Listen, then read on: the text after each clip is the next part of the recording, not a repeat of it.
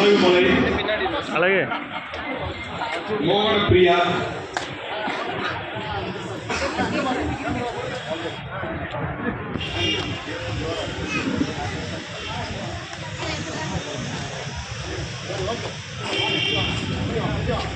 பழனிக்கு அப்புறம் ஸ்ரீவில்லிபுத்தூர்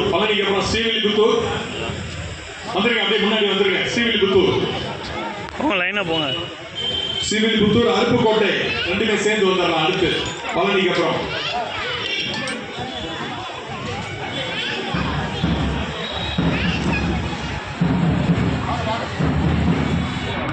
மலர்விழி வரைக்கும் வந்துருங்க